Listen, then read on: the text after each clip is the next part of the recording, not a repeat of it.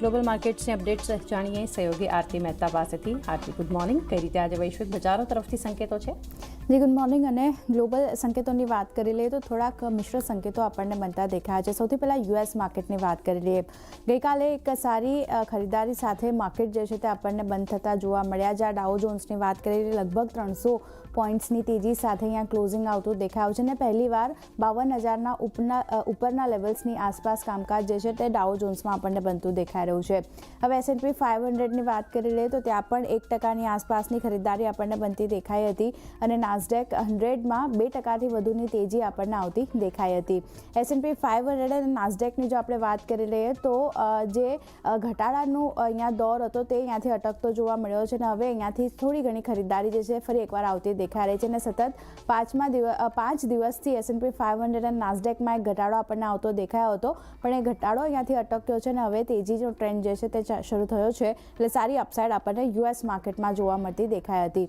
બીજી બાજુ યુએસ અને ઈરાન વચ્ચેના તણાવમાં એક ડેવલપમેન્ટ આપણને આવતા દેખાયા છે. ટ્રમ્પ તરફથી જે આવ્યા છે એના પર નજર કરી લઈએ તો દોહામાં વાતચીતનો નવો રાઉન્ડ અહીંયાથી શરૂ થતો આપણને જોવા મળશે. આ માટેની માહિતી જે છે તે ડોનાલ્ડ ટ્રમ્પે ટ્રુથ સોશિયલ પર આપી હતી અને ઈરાને સામેથી બેઠક માટે કહ્યું છે એવું યુએસ અહીંયાથી કહી રહ્યું છે. બીજી બાજુ ઈરાનને પરમાણુ શસ્ત્રોથી દૂર રાખવાનો અત્યારે ધ્યેય યુએસનો બનતો દેખાઈ રહ્યો છે. આ ટ્રુથ સોશિયલ પર ટ્રમ્પ તરફથી નિવેદન આપણને આવતા દેખાઈ રહ્યા છે. તો આ ખાસ મહત્વના ડેવલપમેન્ટ આપણને બનતા દેખાયા છે. બીજી બાજુ સ્ટ્રેટ ઓફ હોર્મુઝ પર ઈરાનનું એક મોટું નિવેદન આવતું દેખાઈ રહ્યું છે. ઈરાન અહીંયા કહી રહ્યા છે કે સ્ટ્રેટ પર પોતાના વલણને ફરી ઈરાને સ્પષ્ટ કર્યો છે અને ઓમાન સાથે મળીને સમજૂતી જે છે તે અહીંયાથી કરવામાં આવશે એવું કાઝેમ અહીંયાથી કહી રહ્યા છે. કાઝેમનું એમ પણ કહેવું છે કે સ્ટ્રેટના મેનેજમેન્ટ પર કરાર અહીંયાથી થતો જોવા મળશે અને બીજી બાજુ ઓમાન જહાજો પર ફરી ફી લગાવવામાં પક્ષમાં નથી એવું પણ કહેવામાં આવ્યું છે ઓમાન તરફથી.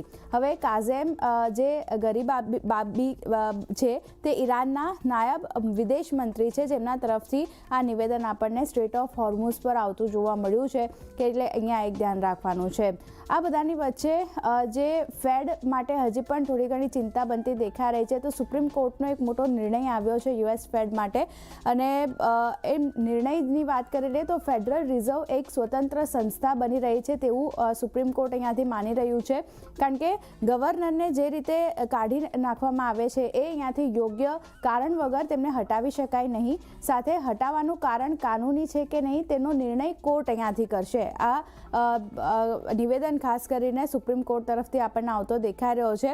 હવે ફેડ ગવર્નર લીસા કુક જે છે એમને હાલ હટાવવાનો અહીંયા નિર્ણય જે છે તે ટાળવામાં આવ્યો છે. તેમને પદ પરથી હટાવવામાં નહીં આવે અને લીસા કુકે પોતા પર જે આરોપ લાગ્યા છે એને નકાર્યા છે.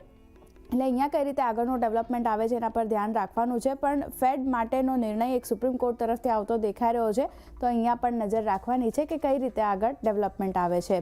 બીજી બાજુ વાત કરી રહી સાઉથ કોરિયા તરફથી જે સમાચાર આવી રહ્યા છે. ચીપ અને AI પર મોટો દાવ સાઉથ કોરિયાનો અહીંયાથી બનતો દેખાઈ રહ્યો છે. હવે Samsung, SK Hynix chip data centre પર લગભગ $880 બિલિયન અહીંયાથી ખર્ચ સાઉથ કોરિયા કરતું જોવા મળશે અને AIના જમાનામાં ટક્યા રહેવા માટે રોકાણ જરૂરી છે એવું સાઉથ કોરિયા અહીંયાથી માની રહ્યું છે અને આ માટેના પગલાં ભરી રહ્યું છે. સેમસંગ ગ્રુપની જો આપણે વાત કરી લઈએ ને SK ગ્રુપ જે છે તે 2 નવા મેન્યુફેક્ચરિંગ પ્લાન્ટ અહીંયાથી લગાવતી જોવા મળશે AI માટે અને 5 વર્ષમાં ચીપ ઉત્પાદન ક્ષમતા અહીંયા સાઉથ કોરિયાનું બમણી કરવાનું લક્ષ્ય બનતું દેખાઈ રહ્યું છે. એટલે જે રીતે અહીંયા ચીપ અને AI પર એક મોટો દાવ સાઉથ કોરિયા તરફથી આવતો દેખાઈ રહ્યો છે એના પર પણ એક ડેવલપમેન્ટ નજર રાખવાની છે.